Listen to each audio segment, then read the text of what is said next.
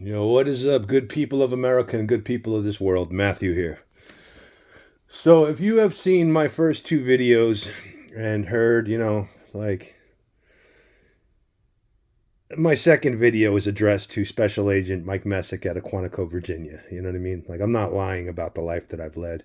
That's people's first thought is, this guy's lying. If I was lying, I wouldn't be labeling a video Special Agent Mike Messick out of Quantico, Virginia. No, believe me, I wish. I wish I was lying. I really do. I was thinking about it. I wish I would have went to prison. I really do. I wish. I mean, they tried to send me many times, and they were never able to convict me. But at this point, I kind of wish that I would have paid for everything that I did, and I could just talk about it freely and be free of it. Be free of it, because it sucks, dude. It sucks to, you know what I mean? Like everybody thinks they want to be the one that got away, and I am that one. You know what I mean? I am, they say nobody, very few people, if anybody ever makes it through all that without, going to prison or end up getting a bullet to the head.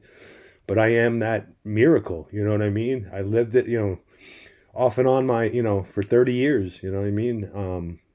At high levels of the criminal world and, low levels. I've been at both, you know what I mean? But, what people don't understand, people will hear my story and they won't be able to, like, they can't, nobody ever tells a story of how somebody ends up, at a high level with the cartel or in the mafia or any of that stuff. And I truthfully, I don't know, man. I got Colombos, you know what I mean? On one quarter of my family comes from the Colombo clan, but all of that was gone. And, my grandfather died. He wasn't a Colombo. He was a Kasha. And it was his mother, I believe, that was the Colombo from President Street in Red Hook, Brooklyn. And I know my grandfather had gone to Rikers Island for stolen restaurant equipment, is what I heard. When and he was, when my mother was 4 years old, my grandfather died. But anyway, the point I'm making is the process of how somebody ends up like that. So my father was a cop in Bedford Stuyvesant, a white cop in an all-black community. He wasn't a racist at all. He had a very, very deep respect for the African American community. He fought the war against the Black Liberation Army. And I think because of that, he wanted me, you know what I mean? First of all, I was a child that was, I don't know. I mean, I could tell you one story. My father built a deck when I was 4 years old. And when the rafters were all exposed, it was over a weekend. It was like, Thursday, Friday, Saturday, Sunday, he was building the deck. And whatever days it was, the rafters, he was building it. And when the rafters were going up, I started walking across the rafters. And by the end of that day, I was running across the rafters. And I'm 4 years old. I mean, look at a 4-year-old child. And I'm running. I mean, at a full speed, rafter to rafter, jumping, running, boom, boom, boom, boom, boom, boom, turn around, boom, boom, boom, boom, boom, boom. And I remember my father said, "Matthew, be careful."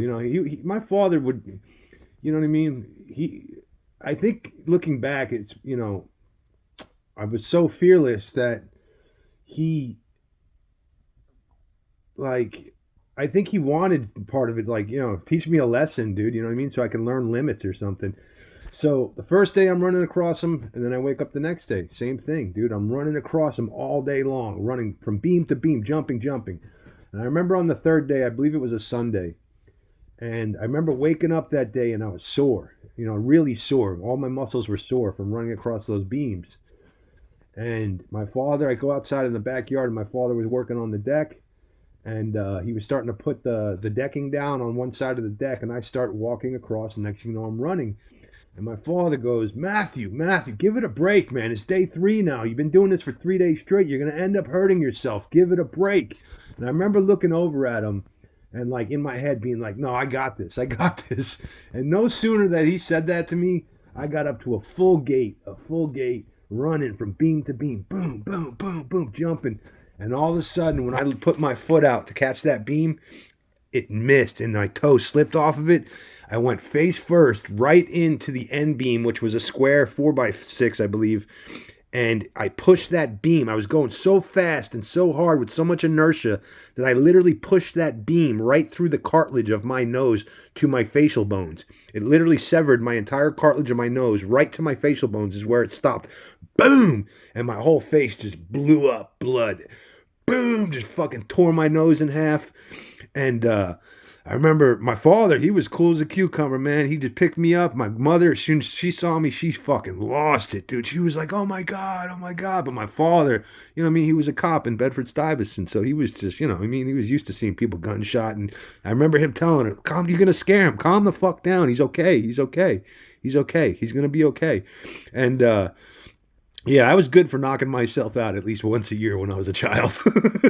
Like, no joke. Like, I'm not even joking, dude. Like, I was good for knocking myself out once every year or two for sure, dude. Doing just the dumbest shit because I didn't have, you know, boundaries and limits. So I think because my father saw me like that, like we developed this relationship at a young age where he would dare me to do things. And growing up, his mother grew up in Orange County, New York, which he ended up buying the house years later in 1991. But she grew up there, you know, from her parents were farmers on the black dirt. They were onion farmers, and they had a little, you know, patch of farm in the backyard. It was about an acre of land at the time. And, you know, they grew up very, you know, very poor, meager life on a farm. And so I grew up going up to that house as a child. And then after my great grandparents died, my grandmother and my grandfather, they bought the rest of her brothers out. You know, they bought them out and they bought the house. So when I was a, you know, child, you know, 5 years old, 6 years old, 7 years old, we would go up there. Me, my father, and my brother, you know, and my mother would go up there. And this was, I guess I was about 6 or 7, probably about 6, I would say 6 or 7 at the most. I don't even think, no, I wouldn't have been. It was right before my 7th birthday. I was 6 years old. It was August of 1982. It would have been 1982. I was 6 years old, and or would it be 83? I don't know. I have to sit down. It was either 82 or 83, but either way, either one. So at the time, the movie The Exorcist. Now, first of all, when you're hearing this story, you need to put yourself in the eyes, the shoes of a 6-year-old boy. You know what I mean? When I think about myself, think back to myself when I'm 6, I picture myself as a little man, dude, like a man. Like I was there by 6 years old. Like I had already been through more things than a lot of adults go through. You know what I mean? And I just never viewed myself as a little child. And my father never treated me that way. So there was no reason why I would have, because he never treated me like a child. He treated me, like I said in the first video, like a little man. You know what I mean? He was always honest with me and open with me. If I ever asked him a question, no matter what it was, he would be honest with me. You know what I mean? There was only certain things, you know what I mean, that were, you know, he would say, listen, man, some things you just don't talk about. If I'd ask him about the war and what took place with the war with the Black Liberation Army, which I got details and stuff, you know, later on in life, but as a child, he would say, Matthew, you know, like some things that, you know, I will never talk about. But anyway, so yeah, at the time, The Exorcist was the scariest movie out. And me and my brother and my father sat there when I was 6 years old, August of 1982 or 83, and we watched The Exorcist first, which they said that was the scariest movie ever made. And The Exorcist was scary, but it wasn't like, it didn't freak me out. But then the next movie we watched was The Omen. That freaked me out, dude. And I think the reason why is because it was a little boy with brown hair that looked like me. And fucking, he was right around my age, and he was the spawn of the devil. And oh man, yeah. I mean, just going back to the way people treated me, like it just, that movie scared me. Something about it just freaking weirded me out, dude. And then after that, we watched The Creep Show, which Creep Show was kind of comical to me, at least. I didn't find that scary at all. And in The Creep Show, there's the one skit where it's, I want my Father's Day cake. I want my Father's Day cake. In the end, the dead guy comes out. The daughter's visiting the father at her grave, and she's got the bottle of alcohol, and I think it spills on the grave, and the father comes out of the grave and grabs the daughter because the daughter treated her like the, you know.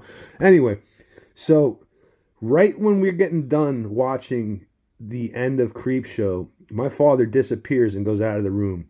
And right when the Creep Show ends, my father walks back in the room and he says, Matthew, stand up. And at first, I'm like, yo, what did I do wrong? You know what I mean? Like, that was my first thought. He goes, stick out your hand. So I stick out my hand, and he comes from around his back with about a 12-inch long flathead screwdriver, and he sticks it in my hand. And he says, Matthew, it's about to be the stroke of midnight in a few minutes. I want to see if you got the balls, basically, to go walk across the street walk up the hill through the woods up to the graves. You know, it's about an eighth of a mile to a quarter mile up a hill, up this steep ass hill, right on the edge of a cornfield. And there's these old Revolutionary War graves. I'm not going to say the names because it's looking back, it's kind of a desecration of graves. But I was a little kid. I didn't know any better. And my father was daring me. So he said, I want you to walk up through the woods to the edge of the cornfield, walk over to one of the two graves, take this screwdriver and stick it into the grave. And then tomorrow, me, you, and your brother are going to walk up that hill, hike up the hill, and I'm going to see if you had the guts to do it. And I instantly was like, all right, cool, cool. Like I didn't like there was no hesitation. And my father, I remember he was taken back. He's like, wait, what? He's like, he said it's August, man. He's like, you just got done watching the movie. Didn't you just remember seeing what happened to the girl in the movie? And I'm like, yeah, it's a movie. So what? You know what I mean? That was just like, I was fearless. You know what I mean? Because I was so conditioned. You know what I mean? And it's just part of my personality. And then like, so I I remember him saying, he goes, Matthew, it's August. He goes, he said, there's leaves on all the trees, all the growth, all the leaves are growing in on the trees. It's going to be pitch black in those woods. There's not going to, it's not going to be the light of the moon. There's bears up here. There's deer. There's, all sorts of, raccoons and animals and stuff. And he's like, you're really going to walk through there and stick this in the grave? And I said, yeah, I'm going to go do it. And he didn't believe me until the very next day. I did it, and I did it like a trooper, dude. I walked up, you know what I mean? And like I said, I always viewed myself like a little man, but now, like I'll ask people, because I never had kids, but then when I'll see people with kids, I'll say, hey, how old is your child? And they'll be like, oh, he's 5, he's 6, and I see how tiny they are. And I'm like, dude, that was me. That was me. I was an average sized kid, you know what I mean? And I'm like, whoa, dude, that's crazy. That's crazy, man. Like, yeah, like, dude, like, what? Like, I wouldn't change anything. I wouldn't change anything. I mean, everything happened for a reason, but like, yeah, dude, like, that's the type of things, you know what I mean? That on top of all the trauma, you know what I mean, that I was enduring, like, yeah, like, and I know I'm not the only one that has things in life that builds us, you know what I mean? Like, all the different circumstances in life that sends us down the paths that we go down, I was fearless, you know what I mean? And then I was, pushed off into a criminal world. And then, like, if I'm going to be in anything, I'm going to be the absolute best I can be at whatever I do. So, and I'm going to be the smartest and and whatever I kind of, whatever traits I have to adapt. I remember I was going to tell my homeboy, he was my best friend growing up in Phoenix, Arizona. I'd gotten out of jail at 15 years old before my 16th birthday, and I was running with gangs. I was never in a gang, but I was running with a bunch of gang members. And I remember I meet this homeboy, and I don't want to say his name or nothing, but I remember I was about to go back to the gangs, and he was like, no, dude. He said, I heard you used to skateboard, man. Why don't you, come skateboarding with me? And I was like, nah, I don't want to do that shit. I said, nah, I'm going back to hang out with, whatever, my people or whatever. And he was like, no, dude, don't, man. Don't go do that, dude. And this dude went and stole me a skateboard just so I could have a skateboard. And I told him not to. I said, dude, what are you doing? Like, I didn't even want to do it. And then from that point forward, I didn't go back to the gangs, and I started skateboarding. But anyway, me and him had watched The Usual Suspects together when I was like 16 after I got out of jail. And when I saw that movie and I was sitting next to my friend, when I saw Verbal Kint and Kaiser Sose, dude, it hit me like a ton of bricks. Like I knew the path my life was going to take. You know what I mean? At that point in my life, I idolized mafia figures because that's what my father taught me to idolize. That's who he taught me about. And, mob bosses and stuff. So, like, I, at that point, accepted this is my life.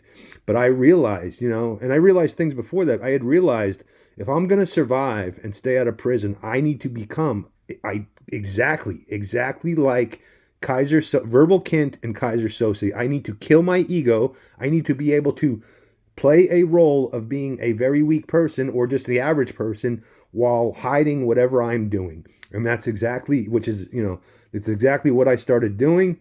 And, it didn't happen overnight. To kill your ego is not an easy thing to do, dude, especially when you are a 16-year-old boy, not even in your 20s yet, when you got all your hormones raging and every fiber of your being's telling you, lead with your ego.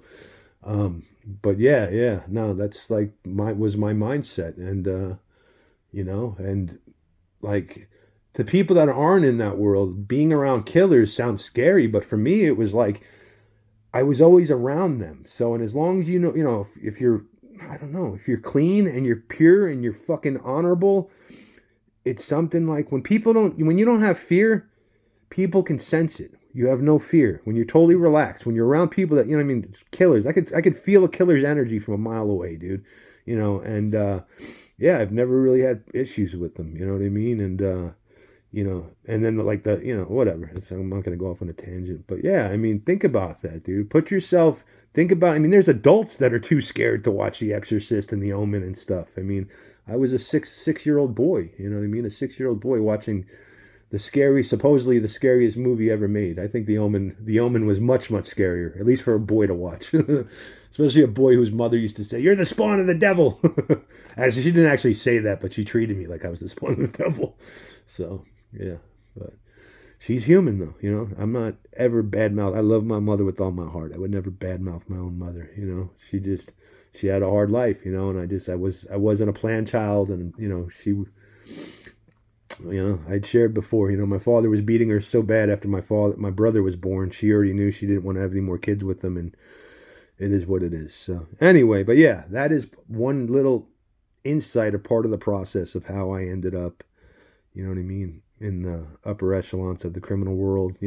I would go, reach the upper echelons, and then, I would do it for, 7 years, and then go break it all down, and then, because that's how you go to prison. If you push the limits too much, and then I would build it back up and break it down. And I've been homeless before, and I've been at the, close to the top, you know what I mean? Not at the top, but, pretty, very close to the top, I've moved, more than a handful of loads across the border myself. So anyway, and there's, people say, "Oh, that's bullshit." Well, I could tell you exactly how to do it. You know what I mean? Like, I'm not going to, but yeah, I can. I could tell you how to wrap it. I can tell you how to, to get it past the backscatter machines. I can tell you, all that stuff. So anyway, so yeah, but oh, damn, dude, it's fucking beautiful to be on the other side of all this shit. Finally, finally, finally. And you know what?